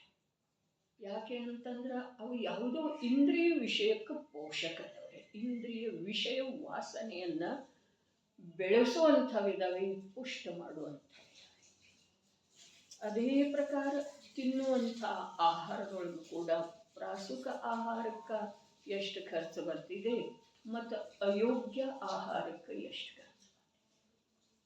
ಹಾಸನದವರು ಮೃತ್ಯುಂಜಯ ಅವರು ಹೇಳಿದರು ಒಂದ್ಸಲ, 10 ರೂಪಾಯಿಗೇನೋ ಕಾಫಿ ಬರ್ತಿದೆ ಅಕ್ಕ, 110 ರೂಪಾಯಿಗೇನೋ ಬರ್ತಿದೆ. ಅದು 10 ವರ್ಷದ ಹಿಂದಿನ ಮಾತಿದೆ, ಈಗ ಎಷ್ಟಕ್ಕೆ ಬರ್ತಿದೆ. ಅದೇ ಕಾಫಿ, ಬೇರೆ ಏನು ವ್ಯತ್ಯಾಸ ಇರುವುದಿಲ್ಲ. ಆದರೆ ಕೂತು ಕುಡಿಯುವಂಥ ಸ್ಥಾನ ಮಾತ್ರ ಬೇರೆ ಇರ್ತಿದೆ. ಹಾಗಾದರೆ ಇಲ್ಲಿ ಮೂಲ ಇಲ್ಲೇ ಬರ್ತಿದೆಯಲ್ಲ, ಒಂದು ಹಿಂಸೆಯ ಅಹಿಂಸೆ, ಯೋಗ್ಯ ಅಯೋಗ್ಯದ ಪರಿಜ್ಞಾನ ಇಲ್ಲದೆ ಇರುವಂಥ ಕುವಿದ್ಯೆ. ತಿಳಿತೇನ್ರಿ? ಹಿಂಸೆ ಅಹಿಂಸೆ ನನ್ನ ಕುಲ ಪರಂಪರೆಗೆ ಯೋಗ್ಯ ಅಯೋಗ್ಯ ಇಷ್ಟು ಜ್ಞಾನ ಆಗಕೊಡೋದನ್ನೇ ಇಲ್ಲ ಅಂಥ ಕುವಿದ್ಯ. ಮತ್ತು ಈ ಹೊಟ್ಟೆ ಬಟ್ಟೆಯ ಆವಾಸಕ್ಕೆ ಆಗಿ ಬಹಳಷ್ಟು ಉಳೀತು ದುಡ್ಡ. ಹೀಗಿದ್ದ ನಂತರ ಏನಾಗುವುದು? ಆ ವಿದ್ಯೆ ಮತ್ತು ಆ ಧನ ಅವು ಎರಡೂ ಈ ಜೀವವನ್ನು ಮನುಷ್ಯ ಜನ್ಮದ ನಿರರ್ಥಕತೆ ಮಾಡಿ ಅನಂತ ಕಾಲದವರೆಗೆ ಮನುಷ್ಯ ಭವ ಸಿಗದೇ ಇರುವಂಥ ಕಾರ್ಯ ಮಾಡುವುದರೊಳಗೆ ಅವು ಎರಡೂ ಸದೈವ ಸಫಲ ಆಗ್ತವೆ. ಅದಕ್ಕೆ ಪರಿಗ್ರಹ, ಪರಿಮಾಣ, ಅಣುವ್ರತ ಯಾವುದರ ಸಲುವಾಗಿ ಹೇಳಿದ್ರು? ಪರಿಗ್ರಹ, ಪರಿಮಾಣ, ಅಣುವ್ರತ. ಮಹಾವ್ರತದೊಳಗೆ ಪರಿಗ್ರಹದ ತ್ಯಾಗ ಇದೆ ರೀ. ಮಹಾವ್ರತದೊಳಗ ಪರಿಗ್ರಹದ ಪೂರ್ಣ ತ್ಯಾಗ ಇದೆ. ಅಣುವ್ರತದೊಳಗ ಪರಿಗ್ರಹದ ಪರಿಮಾಣ ಇದೆ ರೀ. ನಮ್ಮ ಜೀವನದೊಳಗ ಪ್ರತಿಯೊಂದರೊಳಗ ಪರಿಮಾಣ ಮಾಡೋದು ಸಾಧ್ಯ ಇದೆ ಏನಿಲ್ರಿ. ನಮಗೆ ಆತ್ಮಾನುಭೂತಿ ಆಗದಿದ್ದರೆ ಇರಲಿ ರೀ, ಆಗದಿದ್ದರೆ ಇರಲಿ, ಸಮ್ಯಕ್ ದರ್ಶನ ಆಗದಿದ್ದರೆ ಇರಲಿ. ಅದರ ಸಮ್ಯಕ್ ಚಾರಿತ್ರ ಮಾಡಬೇಕು ಹೀಗ ಅರ್ಥ ಅಲ್ಲ. ಅದರ ಮನುಷ್ಯ ಯೋಗ್ಯ ಕರ್ತವ್ಯ ಮಾಡಬೇಕು. ನೋಡ್ರಿ, ಮೊನ್ನೆ ದಿವಸ ನಿರ್ಜರೆಯ ಸಲುವಾಗಿ ಏನು ಹೇಳಿದ್ದಿತ್ತು, ಅಲ್ಲಿಯೂ ಸಮ್ಯಕ್ ದರ್ಶನ ಆಗದೇ ಇರಲಿ, ಆತ್ಮಾನುಭೂತಿ ಆಗದೇ ಇರಲಿ ಅನ್ನುವ ಶಬ್ದದ ಪ್ರಯೋಗ ಇದ್ರೆ, ಆತ್ಮಾನುಭೂತಿ ಆಗದಿದ್ರೂ ನಡೀತಿದೆ ಹೀಗ ಅರ್ಥ ಅಲ್ಲ. ಈ ಮೊನ್ನೆ ಹೇಳಿದ್ದನು ಮತ್ತು ಇವತ್ತು ಹೇಳ್ತಾ ಇರೋದನ್ನು, ಆತ್ಮಾನುಭೂತಿ ಆಗದಿದ್ರೆ ಯಾವ ಹಾನಿ ಇಲ್ಲ ಅನ್ನುವ ಅಭಿಪ್ರಾಯ ಈ ಮಾತುಗಳದ್ದು ಅಲ್ಲ. ಆದ್ರೆ ಆತ್ಮಾನುಭೂತಿ ತಾನಾಗೆ ಆಗಲೇಬೇಕು, ತಾನಾಗೆ ಆಗಲೇಬೇಕು ಅಂಥದ್ದು ಜ್ಞಾನದ ಪ್ರವೃತ್ತಿ ಮತ್ತು ಆಚರಣೆಯೊಳಗ ಪಾಪ ಭೀರುತ್ವ ಬಂತು ಅಂತಂದ್ರೆ ಆತ್ಮಾನುಭೂತಿ ಆಗುವುದಿಲ್ಲ. ಆಗಬಹುದು ಅಥವಾ ಆಗಲಿಕ್ಕಿಲ್ಲ, ತಾನಾಗೆ ಆಗ್ತಿದೆ. ಬಹಳ ಸುಲಭ ಇದೆ ಆತ್ಮಾನುಭೂತಿ. ಒಂದು ಜ್ಞಾನದೊಳಗ ಸ್ವತತ್ವ ಪರತತ್ವ, ಯೋಗ್ಯ ಅಯೋಗ್ಯ, ಜಿನರ ಮಾರ್ಗ ಮತ್ತು ಅನಾದಿ ಕಾಲದ ಅಜ್ಞಾನ ಮಾರ್ಗ ತಿಳ್ಕೊಳ್ಳುತ್ತಾರೆ. ಏನ ಸ್ವ ಮತ್ತು ಪರ, ಯೋಗ್ಯ ಮತ್ತು ಅಯೋಗ್ಯ, ಜಿನರ ಮಾರ್ಗ ಮತ್ತು ಅನಾದಿ ಕಾಲದ ಅಜ್ಞಾನ ಮಾರ್ಗ, ಇವುಗಳಲ್ಲೇ ಇರುವಂಥ ಮಹದಂತರವನ್ನು ಸ್ಪಷ್ಟವಾಗಿ ತಿಳಿದು ಬರುವ ಹಾಗೆ, ತಿಳಿಯುವ ರೂಪದಿಂದ ಪರಿಣಮನ ನಮ್ಮಲ್ಲಿ ಸಹಜ ಆಗುವ ಹಾಗೆ ಆಗಮದ ಅಭ್ಯಾಸ. ಇದು ಕಾರ್ಯ ಯಾರದ್ದ? ಜ್ಞಾನದ್ದರೆ. ಜ್ಞಾನವನ್ನು ಯೋಗ್ಯ ಸ್ಥಾನದೊಳಗೆ ಹಚ್ಚೋದು. ಜ್ಞಾನಂತೂ ಕಾರ್ಯ ಮಾಡ್ತಾನೆ ಇದೆ, ಆದರೆ ಅದನ್ನು ಯೋಗ್ಯ ಸ್ಥಾನದೊಳಗೆ ತೊಡಗಿಸೋದು. ಇದು ಒಂದಾಯ್ತು. ಇದು ಮೊನ್ನೆದಾಯ್ತು. ಅಲ್ಲಿ ನಿರ್ಜರ ಆಗ್ತಿದ್ದೀರಿ ಶಶಿಕಾಂತ ಬಾಯಿ, ನಿರ್ಜರ ಆಗ್ತಿದೆ. ಅಲ್ಲಿ ಆತ್ಮಾನುಭೂತಿ ಇಲ್ಲದನ ಆತ್ಮಾನುಭೂತಿಗೆ ಅನುಕೂಲವಾದಂಥ ಅಂತಃ ಪರಿಣತಿನೇ ಇದೆ. ಅದ ಜ್ಞಾನದೊಳಗ ಯಥಾರ್ಥವನ್ನ ರೂಪಿ ಅರೂಪಿ ಪದಾರ್ಥಗಳ ಸಿದ್ಧಿ, ರೂಪಿ ಅರೂಪಿ ಪದಾರ್ಥಗಳ ಭಿನ್ನತ್ವ, ಚೈತನ್ಯ ಅಚೈತನ್ಯ, ಚೇತನ ಅಚೇತನ ಪದಾರ್ಥಗಳ ತ್ರಿಕಾಲಿ ಸ್ವರೂಪ, ಇವುಗಳನ್ನು ತಿಳಿಯುವುದರೊಳಗ ರುಚಿಪೂರ್ವಕ ಜ್ಞಾನ ತೊಡಗಿತ್ತು ಅಂತಂದ್ರೆ ಅದರ ಫಲಸ್ವರೂಪವಾಗಿ ಅಲ್ಪ ಕಾಲದೊಳಗೆ ಆತ್ಮನ ಅನುಭೂತಿ ಆಗೋದು ಮತ್ತು ಆಗೋದ್ರೆ. ಹಾಗಾದ್ರೆ ಆತ್ಮನ ಅನುಭೂತಿ ಆದ ನಂತರನ ನಿರ್ಜರೆ ಆಗ್ತಿದೆಯೋ ಅಥವಾ ಆತ್ಮನ ಅನುಭೂತಿಗೆ ಆಧಾರ ಕಾರಣ ಆಗುವಂಥ ಪೂರ್ವ ಭೂಮಿಕೆಯೊಳಗೆ ಕೂಡ ನಿರ್ಜರೆ ಆಗುತ್ತಿರಬಹುದ್ರೆ? ಅದರ ಸಲುವಾಗಿ ಆಗಮದ ಅವಲಂಬನೆ ಯುಕ್ತಿಯ ಆಗಮದ ಸೇವನೆ ಯುಕ್ತಿಯ ಅವಲಂಬನೆ ಹೇಳಿದ್ರಲ್ಲ, ಇದು ಯುಕ್ತಿ ಇದೆ. ನಿರ್ಜನೆ ಆಗುತ್ತಿರಬಹುದೇನಿಲ್ಲ. ಸಮ್ಯಕ್ ದರ್ಶನದ ಪೂರ್ವ ಭೂಮಿಕೆ ಏನಿದೆಯಲ್ಲ ಅದೇನು ಒಂದು ಅಂತರ್ಮುಹೂರ್ತದ ಇರ್ತಿದೆ, ಹೀಗಿಲ್ರಿ. ಅಮೃತ ಚಂದ್ರಾಚಾರ್ಯ ದೇವರೇ ಹೇಳಿರುವ ಪ್ರಕಾರ 6 ತಿಂಗಳದ ಭೂಮಿಕಾ ಹೇಳಿದ್ದಾರೆ. 6 ತಿಂಗಳದ ಭೂಮಿಕಾ ಏನಿದೆ, 4ನೇ ಗುಣಸ್ಥಾನ ಆವರ್ತಿರ್ತಾರೆ. ಎಲ್ಲ ಆಗಮದಿಂದ ಒಂದಕ್ಕೊಂದು ಹೋಲಿಸಿ ನೋಡಿ ನಮ್ಮನ್ನು ನಾವು ಅಲ್ಲಿ ತರೋದಿದೆ. ಒಂದು ಸಲ ಆತ್ಮನ ಅನುಭೂತಿ ಆದ ನಂತರ ಆ ಸಮ್ಯಕ್ ದರ್ಶನ ಸ್ಥಿರ ಉಳಿಬೇಕಾದ್ರೆ ಕನಿಷ್ಠ ಪಕ್ಷ 6 ತಿಂಗಳ ಕಳೆದ ನಂತರ ಮತ್ತೊಮ್ಮೆ ಅವನಿಗೆ ಆ ಆತ್ಮಂದೆ ಏನಾಗಬೇಕು? ಸ್ಪರ್ಶ ಅನುಭೂತಿ ಪ್ರತ್ಯಕ್ಷ ಆಗಬೇಕು. ಹಾಗಾದ್ರೆ 6 ತಿಂಗಳೇ ಆತ್ಮನ ಅನುಭೂತಿ ಇನ್ನು ಆಗೋದಿದೆ ಅಂತಂದ್ರೆ ಈಗ ಯಾವ ತಯಾರಿ ನಡೆದಿದೆಯಲ್ಲ, ಆ ತಯಾರಿಯ ಮೂಲಕ ಆತ್ಮನ ಅನುಭೂತಿ 6 ತಿಂಗಳೇ ಸಿದ್ಧತೆ ಇಲ್ಲಿ ನಡೆದಿದೆ. ಹಾಗಾದ್ರೆ ಈ ಮಧ್ಯದ ಅವಧಿಯೊಳಗೆ ಏನಾಗ್ತಿದೆ? ಅಲ್ಲೂ ಉತ್ತರೋತ್ತರ ವಿಶುದ್ಧಿ ಹೆಚ್ಚುತ್ತಾ ಹೋಗ್ತಿದೆ. ಸ್ಪಷ್ಟ ರೂಪದಿಂದ ಹೇಳಿದ್ರೆ ಕರ್ಮಗಳ ನಿರ್ಜರೆ ಆಗುತ್ತಾ ಹೋಗ್ತಿದೆ. ಯಾಕೆ ಅಂತಂದ್ರೆ ನಿರ್ದಿಷ್ಟ ಇದೆ ಏನ ಸಮ್ಯಕ್ ದರ್ಶನ ಆಗೋದು. ಹಾಗಾದ್ರೆ ಆ ಭೂಮಿಕೆಯೊಳಗೆ ವಿಶುದ್ಧಿ ಇದೆ. ಈ ವಿಶುದ್ಧಿ ವಿಶುದ್ಧಿ ಇದೆ. ಯಾವುದರ ವಿಶುದ್ಧಿ? ಜ್ಞಾನ ಮತ್ತು ಪರಿಣಾಮ. ಜ್ಞಾನ ಮತ್ತು ಪರಿಣಾಮದ ವಿಶುದ್ಧಿ ಇದೆ. ಯಾವುದರ ಸಲುವಾಗಿ? ಸಮ್ಯಕ್ ದರ್ಶನ ಆಗುವ ಸಲುವಾಗಿ. ಕಂಡೀಷನ್ ಇದುವೇ ಇದೆ ರೀ. ಆತ್ಮನ ಅನುಭೂತಿ ರೂಪದ ನಿಶ್ಚಯ ಸಮ್ಯಕ್ ದರ್ಶನದ ಸಲುವಾಗಿ ಜ್ಞಾನ ಮತ್ತು ಪರಿಣಾಮದೊಳಗೆ ವಿಶುದ್ಧಿ ವಿಶುದ್ಧಿ ಉತ್ತರೋತ್ತರ ಬೆಳೀತಾ ಹೋಗ್ಬೇಕು. ಇದು ಒಂದು ಮಾತಾಯಿತು. ಹಾಗಾದರೆ ಈಗ ಬಾಹ್ಯಾಚರಣೆ ಇದೆಯಲ್ಲ ನಮ್ದು, ಅಲ್ಲಿ ಪರಿಣಾಮ ಏನಿದೆ ಅದು ಅಂತರಂಗದ ಆಚರಣೆನ ಐತ್ರಿ. ಆದರೆ ಈ ಬಾಹ್ಯ ಪದಾರ್ಥಗಳ ಜೊತೆಗಿನ, ಪುದ್ಗಲ ಪದಾರ್ಥಗಳ ಜೊತೆಗಿನ, ಚೈತನ್ಯ ಪದಾರ್ಥಗಳ ಜೊತೆಗಿನ, ಸಂಬಂಧಿಕರ ಜೊತೆಗಿನ, ದೇವಶಾಸ್ತ್ರ ಗುರುಗಳ ಜೊತೆಗಿನ ಯಾವ ವ್ಯವಹಾರ ಇದೆಯಲ್ಲ, ಆ ವ್ಯವಹಾರದೊಳಗೂ ಕೂಡ ಆಗಮದಲ್ಲಿ ಹೇಳಿರುವ ಪ್ರಕಾರ ಇಲ್ಲಿ ಒಂದು ವೇಳೆ ಈ ಜೀವದ ವ್ಯವಹಾರ ಅಥವಾ ಬಾಹ್ಯ ಆಚರಣೆಯಲ್ಲಿ ಕೂಡ ಬದಲಾವಣೆ ಬರ್ತಾ ಹೋಯಿತು ಅಂತಂದ್ರೆ ಅದರ ನಿಯಮದಿಂದ ಏನಾಗ್ತಿದೆ? ನಾಳೆ ಬರುವಂಥ ಸ್ವರೂಪಾಚರಣ ಚಾರಿತ್ರವನ್ನು, ದೇಶ ಚಾರಿತ್ರ, ಸಕಲ ಚಾರಿತ್ರ ಮಾಡುವ ಸಲುವಾಗಿ ಭೂಮಿ ಕಾಯಿದ್ದೇವೆ ನೋಡ್ರಿ.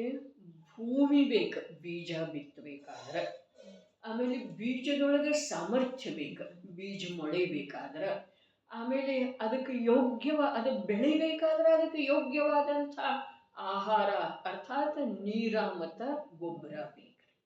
ಹೌದೇನಿಲ್ರಿ? ಮೂಲ ಯಾವುದು? ಭೂಮಿ ರೀ. ಹಾಗಾದ್ರೆ ಆ ಭೂಮಿಯ ಜೊತೆಗೆ ಅಲ್ಲಿ ಫಲ ಬರುವವರೆಗೆ ಕೂಡ ಸಂಬಂಧ ಇದೆ ರೀ. ಬರೀ ಬೀಜ ಮೊಳಿತು ಅಂತಂದ್ರೆ ಭೂಮಿಯ ಸಂಬಂಧ ಬಿಟ್ಟು ಹೋಯಿತು ಹೀಗೆ ಮಾತಿಲ್ಲ. ಎಲ್ಲಿವರೆಗೆ ಆ ಭೂಮಿ ಏನಿದೆಯಲ್ಲ, ಆ ಭೂಮಿಕೆ ಏನಿದೆಯಲ್ಲ, ಬೀಜವನ್ನ ಮೊಳೆಸುವುದರ ಜೊತೆಗೆ ಆ ಮೊಳೆತಂಥ ಬೀಜದ ವೃಕ್ಷ ರೂಪ ಏನಾಗಿದೆ ಅದು ಸಂಪೂರ್ಣವಾಗಿ ಬೆಳೆಯುವಲ್ಲೇ ಮತ್ತು ಅದರ ಫಲಪುಷ್ಪಗಳನ್ನು ಪ್ರದಾನ ಮಾಡುವಲ್ಲಿ ಕೂಡ ಆ ಭೂಮಿಯ ಪಾತ್ರ ಅತ್ಯಂತ ಪ್ರಮುಖ ಇದೆ.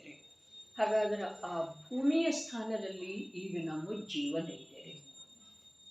ನಮ್ಮ ಜೀವನ ಈಗ ಭೂಮಿಯ ಸ್ಥಾನದಲ್ಲಿ ಇದೆ. ತತ್ವಾಭ್ಯಾಸ ಏನಿದೆ ಅದು ಬೀಜದ ಸ್ಥಾನದಲ್ಲಿದೆ. ಸಮ್ಯಕ್ ದರ್ಶನ ಏನಿದೆ ಅದು ಮೊಳಕೆಯ ಸ್ಥಾನದಲ್ಲಿ ಇದೆ. ಸಾಧನಾ ಮಾರ್ಗ ಏನಿದೆ ಅದು ವೃಕ್ಷ ಬಲಿಷ್ಠ ಬೆಳೆಯುವ ವೃದ್ಧಿಂಗತ ಆಗುವ ಸ್ಥಾನದೊಳಗಿದೆ. ಮತ್ತು ಮೋಕ್ಷ ಏನಿದೆ ಅದು ವೃಕ್ಷದೊಳಗ ಫಲಪುಷ್ಪಗಳನ್ನು ಪ್ರದಾನ ಮಾಡುವ ಸ್ಥಾನದೊಳಗಿದೆ. ಹಾಗಾದರೆ ಈ ಭೂಮಿಯ ಪಾತ್ರ ಯಾವಾಗ ಬಿಟ್ಟು ಹೋಗ್ತಿದೆ? ಯಾವಾಗೂ ಇಲ್ಲ. ಹಾಗಾದರೆ ಆ ಭೂಮಿಯ ಸ್ಥಾನದಲ್ಲಿ ಈಗ ನಮ್ಮ ಜೀವನ ಇದೆ. ಅದನ್ನು ಆ ರೂಪದಿಂದ ನಾವು ಸ್ವೀಕಾರ ಮಾಡಬೇಕಾಗಿದೆ. ಅರೆ ದೀಕ್ಷಾ ತಗೊಂಡ ಮೇಲೆ ನೋಡೋಣ, ವ್ರತ ತಗೊಂಡ ಮೇಲೆ ನೋಡೋಣ, ಸಮ್ಯಕ್ ದರ್ಶನ ಇಲ್ಲದ ಏನಾಗ್ತಿದೆ ಅಂದ್ರೆ ನಡೆಯುವುದಿಲ್ಲರಿ. ದೀಕ್ಷಾ ಬರೋದು, ವ್ರತಗಳ ಅಂಗೀಕಾರ ಆಗೋದು, ಸಮ್ಯಕ್ ದರ್ಶನ ಆಗೋದು, ಎಲ್ಲದಕ್ಕೂ ಭದ್ರ ಭೂಮಿ ಈಗ ನಮ್ದು ಇದೆ. ಅದನ್ನು ಆಗಮದ ಅಭ್ಯಾಸದಿಂದ ಮತ್ತು ಈ ಪ್ರಕಾರ ಬಾಹ್ಯದಲ್ಲಿ ದ್ರವ್ಯ ಹಿಂಸೆಯನ್ನು ಕಮ್ಮಿ ಮಾಡುವ ರೂಪದ ಹಿಂಸಾಮಯ ಆಚರಣೆಯಿಂದ ಅದನ್ನು ಬಲಿಷ್ಠ ಮಾಡೋದಿದೆ. ಯಾವುದನ್ನ? ಆ ಭೂಮಿಯನ್ನು. ಏನು ಹೇಳ್ತು? ಅರೆ ನಮ್ಮ ಹತ್ರ ಅದಕ್ಕೆ ಪಾನ ನಹಿ ಬದಲನಾ ಜೀವನ ಹೇ. ಪಾನ ಈ ಮನುಷ್ಯ ಭವವನ್ನು ಪಡೆದಿದೆವು, ಇದೇನ ಜೀವನ ಅಲ್ಲ, ಇದರಲ್ಲಿ ನಮ್ದು ಕರ್ತವ್ಯ ಏನಿಲ್ಲ. ಆದರೆ ಈ ಜೀವನದೊಳಗ ಶ್ರದ್ಧೆಯ ಬದಲಾವಣೆ, ಜ್ಞಾನದೊಳಗೆ ಬದಲಾವಣೆ. ಜ್ಞಾನ ದೇಹವನ್ನು ನಾನು ಅಂತಿತ್ತು, ಧನ ಪುತ್ರಾದಿಕರನ್ನ ಸುಖದ ಕಾರಣ ಅಂತಿತ್ತು. ಆ ಜ್ಞಾನ ತನ್ನ ಅತೀಂದ್ರಿಯ ಅರೂಪಿ ಅಸಂಖ್ಯ ಪ್ರದೇಶಿ ಅನಂತ ಗುಣಗಳ ಅಭೇದ ಪಿಂಡ ನಾನಿದ್ದೇನೆ. ಈ ಚೈತನ್ಯ ಲೋಕವನ್ನು ಹೊರತುಪಡಿಸಿ ಈ ಅನ್ಯ ಬಾಹ್ಯದ ಲೋಕದೊಳಗೆ ನನ್ನದೇನೂ ಇಲ್ಲ. ಈ ಪ್ರಕಾರ ಜ್ಞಾನ ತಿಳಿಯೋದು. ಅಂಥ ತನ್ನ ಸ್ವರೂಪವನ್ನೇ ಶ್ರದ್ಧಾಗುಣ ನಂಬೋದು. ಅಂಥ ತನ್ನ ಸ್ವರೂಪದ ನಂಬುಗೆ ಜ್ಞಾನದ ಮೂಲಕ ಪರಪದಾರ್ಥದಲ್ಲಿ ಸ್ವಯಮೇವ ಸ್ವಕಾಲದಲ್ಲಿ ಆಗ್ತಾ ಇರುವಂಥ ಪರಿಣಮನವನ್ನು ನೋಡಿ ಏನು ಹೇಳಿತು? ಪರಪದಾರ್ಥಗಳಲ್ಲಿ ತಾನಾಗೇನ ತನ್ನ ಸ್ವಕಾಲದೊಳಗೆ ಆಗ್ತಾ ಇರುವಂಥ ಬದಲಾವಣೆಯನ್ನು ನೋಡಿ ಯಾವುದೇ ಪ್ರಕಾರದಿಂದ ಪರಿಣಾಮದೊಳಗೆ ಮಲಿನತೆ ಬಾರದೇ ಇರೋದು ಅದರ ಜೀವನವನ್ನು ಬದಲಾಯಿಸಿಕೊಳ್ಳುವಿಕೆ ಇದೆ. ಮೂರು ಹೇಳಿದರೆ, ಒಂದು ನಾನು ಚೈತನ್ಯ ಸ್ವರೂಪಿ ಅರೂಪಿ ತತ್ವ ಇದ್ದೇನೆ, ಅನಂತ ಗುಣಗಳ ಅಭೇದ ಪುಂಜನಾದಂಥ ಆತ್ಮತತ್ವ ಅರೂಪಿ ತ್ರಿಕಾಲಿ ಜ್ಞಾಯಕ ವಸ್ತು ನಾನಿದ್ದೇನೆ ಅಂಥೇಳಿ ಜ್ಞಾನದೊಳಗೆ ತಿಳಿಯೋದು. ಈ ಮೊದಲೇನು ತಿಳಿತಿತ್ತು? ಈ ದೇಹ ನಾನು, ಇದರ ಯಾವ ನಿರೋಗತೆ ಇದೆ ಅದರಿಂದ ನನಗೆ ಸುಖ, ಈ ಪುತ್ರ, ಈ ಧನ, ಈ ಮನೆ ಇದರಿಂದ ಸುಖ ಅಂಥೇಳಿ ತಿಳಿತಾ ಇದ್ದ. ಹಿಂದಿನ ಭವಗಳಲ್ಲಿ ಅಲ್ಲ, ಇದೇ ಭವದಲ್ಲಿ ಸ್ವಲ್ಪ ಸಮಯದ ಮುನ್ನ ಈ ಪ್ರಕಾರ ತಿಳಿತಾ ಇದ್ದ. ಈಗ ಹೇಗೆ ತಿಳಿಯೋದ? ನಾನು ಅರೂಪಿ ಜ್ಞಾನ ದರ್ಶನ ಸ್ವರೂಪಿ ಅನಂತ ಗುಣಗಳ ಅಭೇದ ಪಿಂಡ ಚೈತನ್ಯ ತತ್ವ ಇದ್ದೇನೆ ಅಂಥೇಳಿ ತಿಳಿಯೋದು. ಇದು ಜ್ಞಾನದೊಳಗೆ ಪರಿವರ್ತನೆ. ಹಾಗಾದ್ರೆ ಆ ತಿಳಿದಂಥ ತತ್ವದೊಳಗನ ನಾನೆನ್ನುವ ನಂಬುಗೆ ಉತ್ಪನ್ನ ಆಗೋದು, ದೃಢ ಆಗೋದು, ಇದು ಶ್ರದ್ಧೆಯೊಳಗೆ ಪರಿವರ್ತನೆ, ಬದಲಾವಣೆ. ಇನ್ನು ಇವು ಎರಡರ ಆಧಾರದಿಂದ ಬಹಳ ಮುಖ್ಯ ಇದೆ. ಇವು ಎರಡರ ಆಧಾರದಿಂದ, ಆ ತಿಳುವಳಿಕೆ ಮತ್ತು ಆ ನಂಬುಗೆಯ ಆಧಾರದಿಂದ ಪರಪದಾರ್ಥಗಳಲ್ಲಿ ತಾನಾಗೇನ ತನ್ನ ಸ್ವಕಾಲದೊಳಗೆ ಆಗ್ತಾ ಇರುವಂಥ ಅವಸ್ಥಾ ವಿಶೇಷ ಅವಸ್ಥಾಂತರಗಳನ್ನು ನೋಡಿ ಪರಿಣಾಮದೊಳಗೆ ಮಲಿನತೆ ಬಾರದೇ ಇರೋದು, ಇದು ಬದಲಾವಣೆ. ಮೂರದು ಏನಾಯ್ತಿದ? ಜ್ಞಾನ, ಶ್ರದ್ಧೆ, ಚಾರಿತ್ರ, ಮೂರು ಆಯ್ತು. ಇನ್ನ ತನ್ನ ಈ ಯಾವ ವರ್ತಮಾನದ ಭೂಮಿಕೆ ಇದೆ, ಅಥವಾ ಅಸಮಾನ ಜಾತಿಯ ದ್ರವ್ಯ ಪರ್ಯಾಯ ಇದೆ, ಅಥವಾ ಮಿಥ್ಯಾತ್ವದ ಸದ್ಭಾವ ಇದೆ, ಅಥವಾ ಆತ್ಮಾನುಭೂತಿಯಿಂದ ರಹಿತವಾದಂಥ ಇಂಥ ಯಾವ ಜೀವನಿದೆಯೋ ಈ ಜೀವನದೊಳಗ ಪ್ರಯತ್ನಪೂರ್ವಕವಾಗಿ ಅನ್ಯ ಜೀವಗಳಿಗೆ ಬಾಧೆ ಆಗದೇ ಇರುವಂಥ ಪ್ರವೃತ್ತಿ ಮಾಡ. ಅರೆ ಪರಿಣಾಮದೊಳಗೆ ಕಲುಷಿತತನ ಬಾರದೇ ಇರೋದು ಮೊದಲು. ಶ್ರದ್ಧಾಜ್ಞಾನದೊಳಗ ಯಥಾರ್ಥತೆಯ ಆಗೋದು ಮೊದಲು. ಅದರ ನಂತರ ಭಾಷ್ಯದ ಯಾವ ಪ್ರವೃತ್ತಿ ಇದೆಯೋ ಆ ಪ್ರವೃತ್ತಿಯೊಳಗ ಅನ್ಯ ಸೂಕ್ಷ್ಮ ಜೀವಗಳಿಗೆ, ಸ್ಥೂಲ ಜೀವಗಳಿಗೆ, ಸಂಯೋಗಿ ಜೀವಗಳಿಗೆ ಪೀಡೆ, ದುಃಖ, ಅನಾನುಕೂಲ ಆಗಬಾರ್ದು ಮಾನಸಿಕವಾಗಿ. ಆ ಪ್ರಕಾರದ ಪ್ರವೃತ್ತಿ ಈಗ ಈ ಮಿಥ್ಯಾತ್ವದ ಭೂಮಿಕೆಯೊಳಗೆ ನಮ್ಮಲ್ಲೇ ಆಗೋ ಸಾಧ್ಯ ಇದೆ.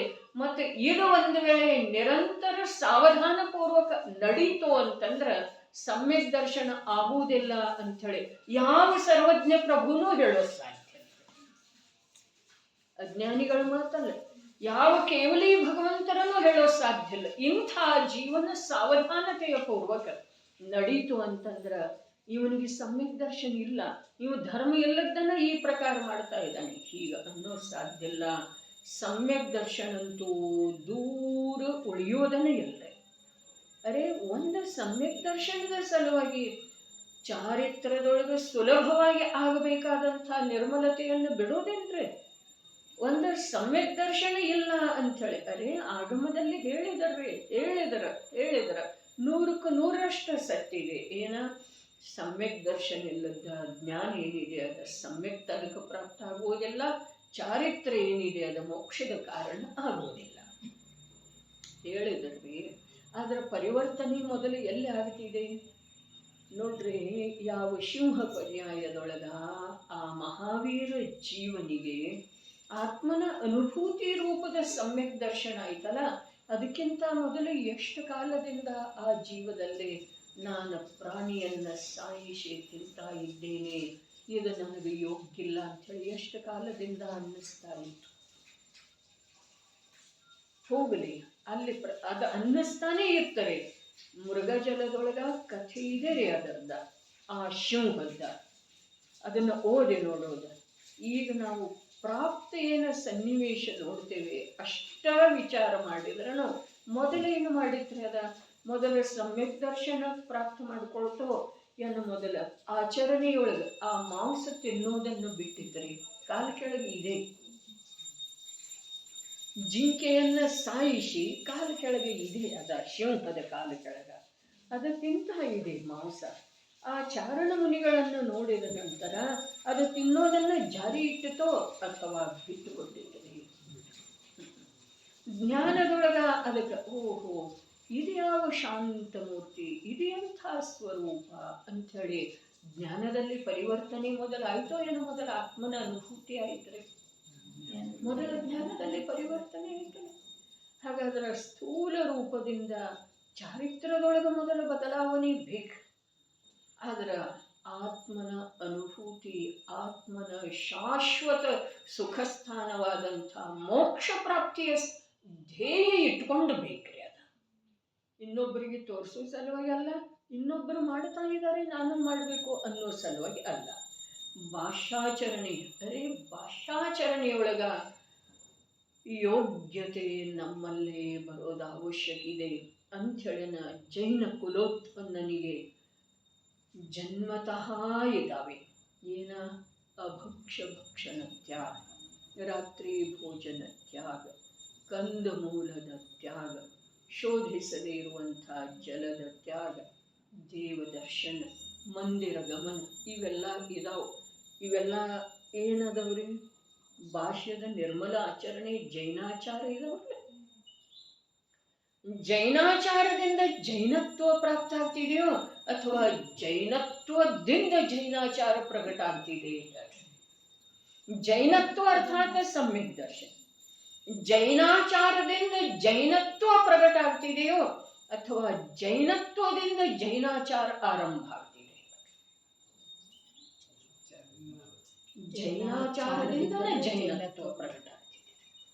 ಅದಕ್ಕೆ ಪ್ರಾಣ ಹೋದ್ರೂ ಕೂಡ ಭಕ್ಷಣ ಅಯೋಗ್ಯ ಆಚರಣೆ ಯಾವ ಪ್ರಕಾರ ನಮ್ಮ ಕುಲ ಪರಂಪರೆಯ ಅನುಸಾರವಾಗಿ ನಮಗೆ ದೊರೆತಂಥ ಆಸ್ತಿ ಇದೆಯೋ ಅದೇ ಪ್ರಕಾರ ನಾವು ಈಗ ಕಷ್ಟಪಟ್ಟೆ ಆಗಮದ ಅಭ್ಯಾಸ ಮಾಡ್ತಾ ಇದ್ದೇವೆಯೋ ಅದರ ಆಧಾರದಿಂದ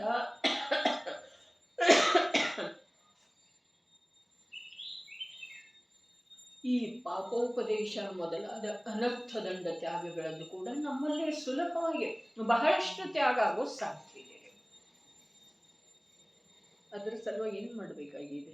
ಊಟ ಬಿಡಬೇಕಾಗಿದೆ, ಏನು ಮಾಡಬೇಕಾಗಿದೆ? ಇಂತಿಷ್ಟು ದಿನ ಓದಬೇಕಾಗಿದೆ 50 ಪೇಜ. ಏನು ಹೇಳಿದರು ನೋಡ್ರಿ, ಗೃಹಸ್ಥ ಶ್ರಾವಕನು ತನ್ನ ಪ್ರಯೋಜನದ ಸಲುವಾಗಿ ಭೂಮಿಕೆಗೆ ಅನುಸರಿಸಿ ಏನನ್ನೂ ಮಾಡಬಹುದಾಗಿದೆ. ಆದರೆ ಅದರಲ್ಲಿ ತನ್ನದು ಯಾವುದೇ ಸ್ವಾರ್ಥವಿರಬಾರದು, ದೊಡ್ಡಸ್ತಿಕೆ ಮಾತಿರಬಾರದು. ಹೇಗೆಂದರೆ ದಾರಿಯಿಂದ ಹೋಗುತ್ತಿರುವಾಗ ಕೈಗೆ ಸಿಲುಕಿದ ವನಸ್ಪತಿ ಮೊದಲಾದವನ್ನು ಮುರಿಯುವುದು, ನೆಲ ಕೆದರುತ್ತ ನಡೆಯುವುದು, ಇವೇ ಮೊದಲಾದ ವ್ಯರ್ಥ ಕಾರ್ಯಗಳನ್ನು ಮಾಡಕೂಡದು. ಅದನ್ನೇ ಪ್ರಮಾದಚರ್ಯೆ, ಅನರ್ಥದಂಡ, ತ್ಯಾಗ ವ್ರತವೆಂದು ಹೇಳುತ್ತಾರೆ.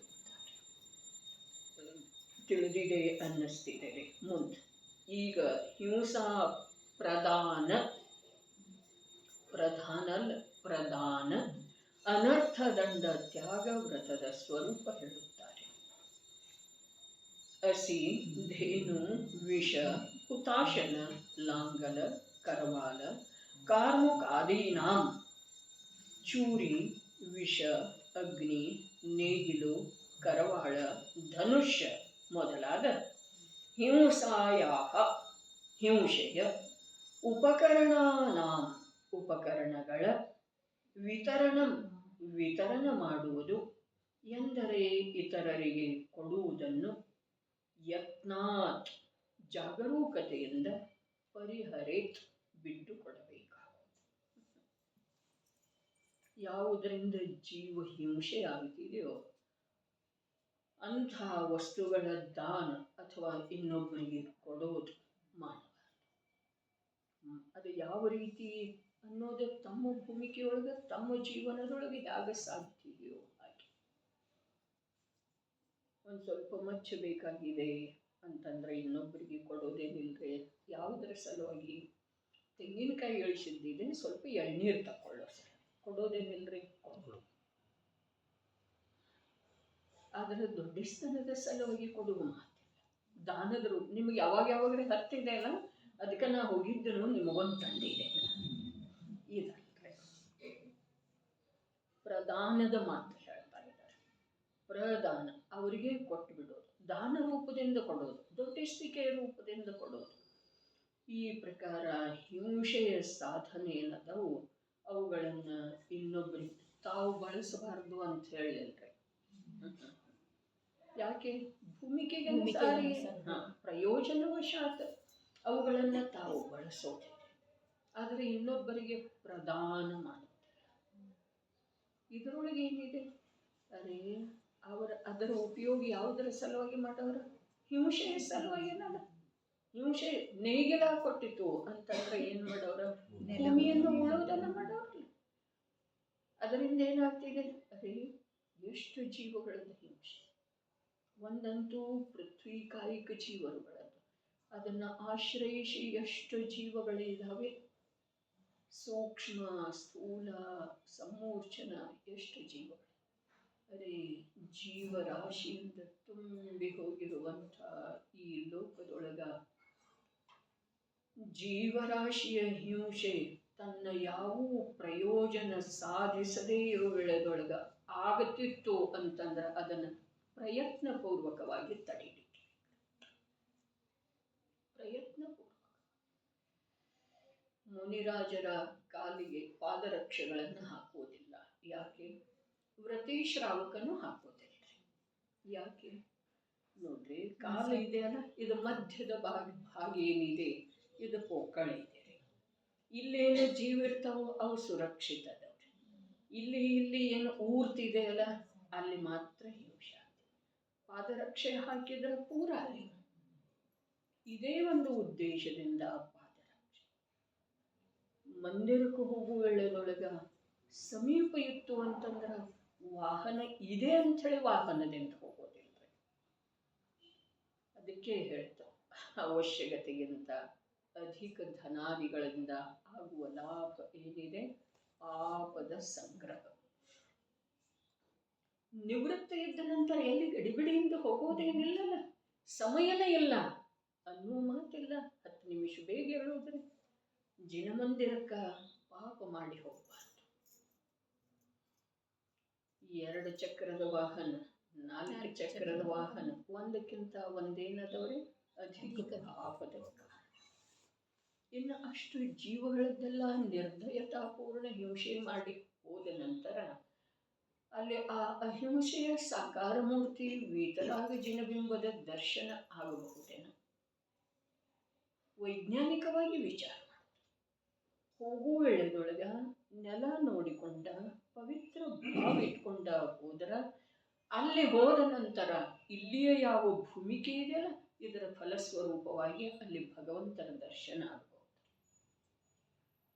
ಒಂದು ವೇಳೆ ಅನಿವಾರ್ಯ ಎಂದಾದರೂ ಒಮ್ಮೆ ತಪ್ಪಿ ಅನಿವಾರ್ಯ ಏನ ನಡಿಲಿಕ್ಕೆ ಆಗ್ತಾ ಇಲ್ಲ ಅಥವಾ ಎಲ್ಲೋ ಹೋಗೋದು ಆಕಸ್ಮಿಕವಾಗಿ ತಮಗೆ ಬೇಕಾದವ್ರದ್ದು ಒಬ್ಬರದ ಮರಣ ಆಗಿದೆ ಅಥವಾ ಸೀರಿಯಸ್ ಇದ್ದಾರೋ ಕರಿತಾ ಇದ್ದಾರೋ ನಮ್ಮನ್ನ, ಆ ವೇಳೆದೊಳಗೆ ನಾವು ಮಂದಿರಕ್ಕೆ ಹೊರಟಿದ್ವಿ ಅಂತಂದ್ರೆ ಬೇಗನೆ ದ್ವಿಚಕ್ರ ವಾಹನದ ಮೇಲೆ ಹೋಗಿ ಬರಬಹುದಾಗಿದೆ. ಅಲ್ಲಿ ಪ್ರಯೋಜನ ಏನಿದೆ ಅದನ್ನು ಲೆಕ್ಕ ಹಾಕೊಳ್ಳೋದು.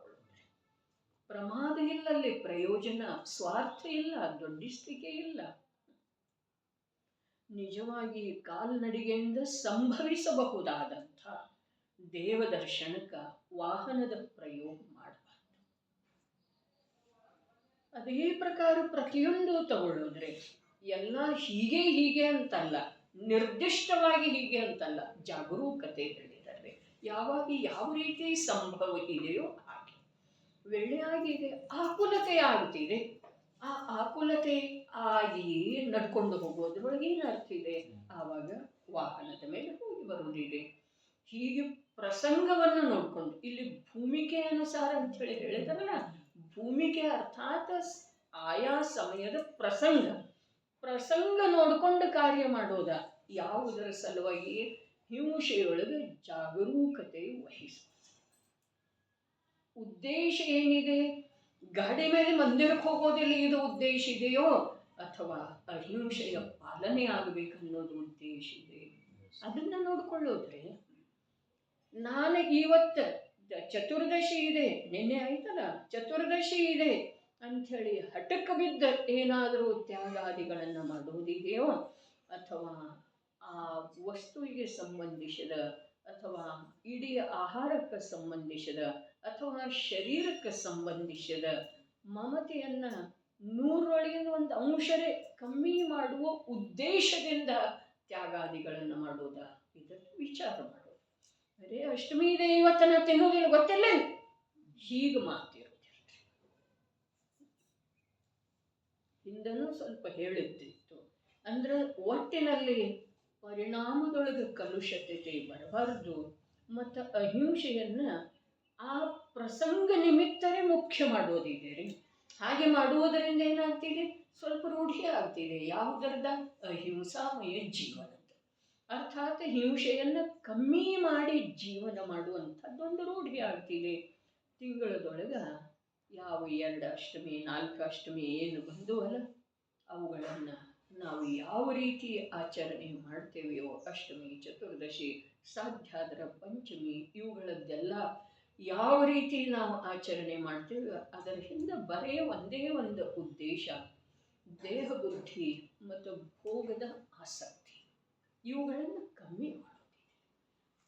ಅರೆ ಹೀಗೆ ಮಾಡ್ತಾರೋ ಹೀಗೆ ಮಾಡ್ತಾರೋ ಹೀಗೆ ಮಾಡ್ತಾರೋ, ಹೀಗೆ ಮಾಡಬೇಕು ಅಂಥೇಳಿ ಆಗಮದ ವಚನವನ್ನು ಕೇಳಿ, ಅಥವಾ ನಮಗಿಂತ ಧರ್ಮದಲ್ಲಿ ಪ್ರೌಢರನ್ನು ನೋಡಿ ನಾವು ಏನೂ ಮಾಡಬೇಕಾದಂಥ ಪ್ರಸಂಗ ಇಲ್ಲ. ಅಲ್ಲವೇ ಅಲ್ರಿ ಧರ್ಮ. ಪ್ರಸಂಗಾನುಸಾರ ಅರ್ಥಾತ್ ಭೂಮಿಕೆ, ನನ್ನ ಭೂಮಿಕೆ ಏನಿದೆ, ಇನ್ನೊಬ್ಬರ ಭೂಮಿಕೆ, ಅವರನ್ನು ನೋಡಿ ನಾನು ಮಾಡೋದಿಲ್ಲ. ಆಗಮದಲ್ಲೇ ಹೇಳಿದ್ದಾರೆ, ಅದನ್ನು ನೋಡಿ ಮಾಡೋದಿಲ್ಲ. ನನ್ನ ಭೂಮಿಕೆ. ಅರೆ ಹಿಂದನೂ ಹೇಳಿದ್ದಿತ್ತು, ರೋಗ ಇಲ್ಲ, ಶಕ್ತಿ ಇದೆ, ತರುಣಾವಸ್ಥೆ ಇದೆ ಅಂದ್ರೆ ಉಪವಾಸ ಮಾಡೋದ, ಹೀಗೆ ಮಾತಲ್ರಿ. ಅದು ಸಾಮಾನ್ಯ ಕಥನೆ ಇದೆ. ಹಾಗಾದ್ರೆ ಉಪವಾಸ ಯಾವಾಗ ಮಾಡೋದ? ತನ್ನ ಶಾರೀರಿಕ ಸ್ಥಿತಿ, ಮಾನಸಿಕ ಸ್ಥಿತಿಯನ್ನು ನೋಡ್ಕೊಂಡು ಮಾಡೋದಿದೆ. ಹಾಗಾದ್ರೆ ಅವು ಯಾವಾಗೂ ಅನುಕೂಲನೇ ಇರೋದಿಲ್ಲಲ್ಲ, ಅನಾದಿ ಅಭ್ಯಾಸ ಹಾಗೆ ಇದೆ. ಹಾಗೆ ಅಲ್ಲ, ಸ್ವಲ್ಪ ಸ್ವಲ್ಪ ಪ್ರಯೋಗ ಮಾಡ್ತಾ ಅದನ್ನು ರೂಢಿ ಮಾಡಿಕೊಳ್ಳೋದಿದೆ. ಸ್ವಲ್ಪ ಸ್ವಲ್ಪ ಪ್ರಯೋಗ ಯಾಕ? ಪ್ರಯೋಗ ಅರ್ಥಾತ್ ಆಕುಲತೆ, ಕಷಾಯದ ವೃದ್ಧಿ ಆಗಬಾರ್ದು. ಉಪವಾಸಾದಿಗಳಲ್ಲಿ ಏನಿದೆ? ಶಾರೀರಿಕ ಅನುಕೂಲತೆ ಮತ್ತು ಕಷಾಯಾದಿಗಳ ವೃದ್ಧಿ ಆಗದೇ ಇರುವ ಹಾಗೆ ಮಾಡೋದಿದೆ. ಶಾಂತದಿಂದ, ಆನಂದದಿಂದ ತತ್ವದ ಅಭ್ಯಾಸ ಮಾಡುವುದರೊಳಗ, ಧ್ಯಾನ ಅಧ್ಯಯನ ಮಾಡುವುದರೊಳಗ ಶರೀರನೂ ಸ್ಥಿರ, ನಿರ್ಬಾಧ ಇರಬೇಕು, ಮತ್ತು ಆಂತರಿಕವಾಗಿ ವಿಕಲ್ಪಗಳ ಉತ್ಪತ್ತಿ ಕೂಡ ಅಧಿಕ ಆಗಬಾರ್ದು.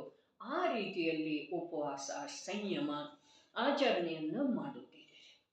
ಇಲ್ಲಿ ಭೂಮಿಕೆ ಅನುಸಾರ ಅರ್ಥಾತ್ ತನ್ನ ಮಾನಸಿಕ ಭೂಮಿಕೆ, ಶಾರೀರಿಕ ಭೂಮಿಕೆ, ಅದರಲ್ಲಿ ಕರ್ಮನೂ ನಿಮಿತ್ತ ಇದೆ, ಪರಿವಾರನೂ ನಿಮಿತ್ತ ಇದೆ, ಸಂಯೋಗ ಎಲ್ಲ ನಿಮಿತ್ತನಲ್ಲ. ಅವರನ್ನು ದುಃಖಿ ಮಾಡಿ ನಾವು ಧರ್ಮ ಮಾಡೋದಿರುವುದಿಲ್ಲ. ಆದರೆ ಯಾವಾಗ ನಮ್ಮಲ್ಲಿ ಧರ್ಮ ಪ್ರಬಲ ಆಗ್ತಿದೆ, ಆ ವೇಳೆದೊಳಗ ಅವರು ದುಃಖವನ್ನು ಗಣಿಸ್ತಾ ನಿಲ್ಲೋದು ಇರುವುದಿಲ್ಲ. ಅದಕ್ಕೆ ಭೂಮಿಕೆ ಅನುಸಾರ ಅಂತ ಹೇಳಿ. ಅಂತರಂಗದೊಳಗೆ ಬೆಳೀತು ವೈರಾಗ್ಯ ಭಾವ ಅಂತಂದ್ರೆ ಇನ್ನೊಬ್ಬರು ಕಣ್ಣೀರು ಹಾಕ್ತಾರೆ ಅಂಥೇಳಿ ನಿಲ್ಲುವ ಮಾತು ಇಲ್ಲ. ಪತ್ನಿ ಕಣ್ಣೀರು ಹಾಕ್ತಾ ಇದ್ದಾಳೆ, ಅವಳಿಗ್ಯಾರ ಅಂಥೇಳಿ ನಿಲ್ಲುವ ಮಾತಿಲ್ಲ. ಒಳಗಡೆ ವೈರಾಗ್ಯ ಪ್ರಬಲ ಆಯಿತು ಅಂತಂದ್ರೆ ಆ ವೇಳೆದೊಳಗ ಅವನು ದೀಕ್ಷಾ ತಗೊಳ್ಳುವ ಭಾವ ಆಯಿತು, ಉತ್ಕಟ ಭಾವ ಆಯಿತು ಅಂತಂದ್ರೆ ಆ ಸಮಯದೊಳಗ ಇನ್ನೊಬ್ಬರ ವಿಚಾರ ಮಾಡೋದಿರೋದಿಲ್ಲ. ಅದಕ್ಕೆ ಭೂಮಿಕೆ ಅನುಸಾರ ಅಂಥೇಳಿ ಹೇಳಿದ್ರಲ್ಲ, ಅದು ಅಂತರಂಗದ ಪರಿಣಾಮದ ಭೂಮಿಕೆ, ಉಳಿದದ್ದು ಯಾವುದು ಅಲ್ಲ. ಇನ್ನು ವ್ಯವಹಾರದಿಂದ ತಗೊಂಡ್ರೆ ಶರೀರದ ಸ್ಥಿತಿಗತಿ, ಪರಿಸರ ನೋಡ್ರಿ. ದೀಕ್ಷಾಧಾರಣ ಮಾಡುವ ಸಲುವಾಗಿ ಎಲ್ಲ ಬೇಕ್ರೆ. ಏನು ಬೇಕು? ಮೊದಲಂತೂ ಪರಿಣಾಮದ ನಿರ್ಮಲತೆ, ದೃಢತೆ ಬೇಕು. ಎರಡನೆಯದಾಗಿ ಶರೀರದ ಅನುಕೂಲತೆ, ಪಿತ್ತ ಕಫಾದಿಗಳ ಉದ್ರೇಕ ಆಗಬಾರ್ದು. ಆಹಾರಾದಿಗಳನ್ನು ಬಿಡುವುದರಿಂದ ನೀರು ಕುಡಿಯದೇ ಇರುವುದರಿಂದ ಅವುಗಳದ್ದು ಉದ್ರೇಕ ಆಗ್ತಿತ್ತು ಅಂತಂದ್ರೆ ಜ್ಞಾನ ಧ್ಯಾನದೊಳಗ ಉಪಯೋಗ ಸ್ಥಿರ ಆಗುವುದಿಲ್ಲ. ಆಮೇಲೆ ಅದರ ನಂತರ ಬಾಹ್ಯ ಪರಿಸ್ಥಿತಿ, ಪ್ರವ್ಯಕ್ತ ಲೋಕಸ್ಥಿತಿ, ಲೋಕದ ಸ್ಥಿತಿ ಆಗಿದೆ, ಸಾಮಾಜಿಕ ಸ್ಥಿತಿ ಆಗಿದೆ, ರಾಜಕೀಯ ಸ್ಥಿತಿ ಆಗಿದೆ. ಇವೆಲ್ಲ ನೋಡ್ಕತ್ತಿದ್ದಾರೆ. ನಾ ಹೀಗೆ ಮಾಡಿದೇನೋ ನನಗೆ ರಾಜಕೀಯ ಅನುಕೂಲ ಬೇಕು ಅನ್ನೋದು ವಾಸ್ತವಿಕತೆ ಅಲ್ಲ. ವಾಸ್ತವಿಕತೆ ಅಲ್ಲವೇ ಅಲ್ಲ. ಇನ್ನೊಬ್ಬರಿಂದ ಯಾವುದೇ ಪ್ರಕಾರದ ಅಪೇಕ್ಷೆ ಮಾಡುವುದೇ ಇರುವುದಿಲ್ಲ. ಹಾಗಾದ್ರೆ ಬಾಹ್ಯ ಪರಿಸರ ನೋಡಂತ ಹೇಳಿ ಯಾಕೆ ಹೇಳಿದ್ರು? ಬಾಹ್ಯ ಪರಿಸರದಿಂದ ತನ್ನ ಪರಿಣಾಮ ಪ್ರಭಾವಿತ ಆಗದೇ ಇರುವಂಥದ್ದು ಬೇಕು. ಎಷ್ಟಿದೆ ಆರೋಪ ಮಾಡಿದ್ದಿದೆ ಬಾಹ್ಯ ಪರಿಸರದ ಮೇಲೆ. ಎಲ್ಲವೂ ಇರುವುದು ತನ್ನಲ್ಲಿ, ದೃಢತೆ ತನ್ನಲ್ಲೇ ಬೇಕು, ಬೆಳಿಬೇಕು ತನ್ನಲ್ಲೇ ರೀ. ಮತ್ತು ಅದನ್ನು ಬೆಳೆಯುವುದ ಪೂರ್ಣ ರೂಪದಿಂದ ಗೃಹಸ್ಥಾವಸ್ಥೆಯಲ್ಲಿ ಸಾಧ್ಯ ಇದೆ. ಬರೀ ಒಂದಿಷ್ಟು ಉಳಿತಿದೆ ರೀ. ದೀಕ್ಷಾಧಾರಣ ಮಾಡಿದ ನಂತರ ಕಾರ್ಯ ಎಷ್ಟು ಉಳಿತಿದೆ? ಬಹಳ ಅಲ್ಪ. ಇಡೀ ವಿಶ್ವದಿಂದ ನಿರಪೇಕ್ಷ ಆಗುವಂತಹ ಸಿದ್ಧತೆ ಮನೆಯಲ್ಲೇನ ಆಗ್ತಿದೆ. ಹಾಗಾದ್ರೆ ಆ ಪ್ರಕಾರದ ಸಿದ್ಧತೆಯನ್ನ ಮಾಡಿಕೊಳ್ಳುವ, ಬೆಳೆಯುವ 2 ಪ್ರಕಾರದಿಂದ ಹೇಳಿದ್ದೇನೆ ಮುಖ್ಯ ರೂಪದಿಂದ. ಒಂದು, ಜ್ಞಾನವನ್ನ ನಿರಂತರ ಆಗಮದ ಅಭ್ಯಾಸದಲ್ಲಿ ತೊಡಗಿಸುವುದು. ಇನ್ನೊಂದು, ಬಾಹ್ಯ ಚಾರಿತ್ರದೊಳಗ ಸದಾ ಸಾವಧಾನ ಇರುವುದು. ಹೀಗಾದ ನಂತರ ನಮಗೆ ಮೋಕ್ಷ ಮಾರ್ಗ ಬಹಳ ದೂರ ಉಳಿಯೋದಿಲ್ಲ. ಮೋಕ್ಷ ಮಾರ್ಗ ಹೇಳಿದ್ರೆ ಅರ್ಥಾತ್ ಸಮ್ಯಕ್ ದರ್ಶನದಿಂದ ಯುಕ್ತವಾದಂಥ ಸಮ್ಯಕ್ ಜ್ಞಾನ, ಸಮ್ಯಕ್ ಚಾರಿತ್ರಗಳ ನಮ್ಮ ಜೀವನದೊಳಗೆ ಅರೆ ಇದ್ದಂಥ ಜ್ಞಾನ ಏನಿದೆಯಲ್ಲ, ಆತ್ಮನ ಅನುಭೂತಿ ಆಯಿತು ಅಂತಂದ್ರೆ ಮೊದಲೇನು ವಿಶುದ್ಧಿಗೆ ಪ್ರಾಪ್ತ ಆದದ್ದೇನಲ್ಲ ಆಗಮದ ಅವಲಂಬನೆಯಿಂದ. ನಮ್ಮ ಹತ್ರ ಬಹಳ ಸಮಯ ಇದೆ, ಬಹಳ ಅನುಕೂಲ ಇದೆ ಪಂಚಂದ್ರ. ಯಾವುದರ ಸಲುವಾಗಿ? ಜ್ಞಾನ ಮತ್ತು ಚಾರಿತ್ರ ಎರಡರೊಳಗನು ಉತ್ತರೋತ್ತರ ಅರೆ ದಿನದಿಂದ ದಿನಕ್ಕೆ ಆಮೂಲಾಗ್ರ ಬದಲಾವಣೆ, ನಮ್ಮನ್ನ ಸಂತೋಷಪಡಿಸುವಂಥದ್ದು, ನಮಗೆ ತೃಪ್ತಿ ತರುವಂಥದ್ದು ಬದಲಾವಣೆಯನ್ನು ನಾವು ಮಾಡಿಕೊಳ್ಳುವಂಥ ಮಂಗಲಮಯ ಅವಸರ ಇದೆ. ಚತುರ್ಥ ಕಾಲದೊಳಗೆ ಹೀಗಿತ್ತು ಇಲ್ಲ ಗೊತ್ತಿಲ್ಲರಿ. ಆದರೆ ಈಗ ನಮಗೇನು ಪ್ರಾಪ್ತಿ ಇದೆ, ಅತ್ಯಂತ ಮಂಗಲಮಯ ಅನುಕೂಲ ಇದೆ ರೀ. ಜ್ಞಾನದೊಳಗ ಮತ್ತು ಭಾಷಾಚರಣೆಯೊಳಗೆ ಯಾವಾಗ ಶಾರೀರಿಕ ಅನಾನುಕೂಲತೆ ಆಗ್ತಿದೆ, ಏನಾಗ್ತಿದೆ ನೋಡೋಣ, ನಾಳೆ ವಿಚಾರ ಯಾಕ್ರಿ. ಇವತ್ತು ಸಾವಧಾನ ಭಾಷ್ಯ ಪ್ರವೃತ್ತಿಯನ್ನು ವಿಶುದ್ಧ ಮಾಡಿಕೊಳ್ಳೋದು, ಜ್ಞಾನದೊಳಗೆ ವಿಶುದ್ಧಿ ತಂದುಕೊಳ್ಳೋದು. ಅದರಿಂದ ನಮ್ಮ ಜೀವನ ನಿಜವಾಗಿನ ಚರಣಾನುಯೋಗದ ಯೋಗ್ಯ ಆಗ್ತಿದೆ. ಅಂಥ ಮಂಗಲಮಯ ಜೀವನ ನಮ್ಮಲ್ಲಿ ಈ ಸಮಯದಿಂದ ಆರಂಭ ಆಗಲಿ ಅನ್ನುವ ಭಾವ.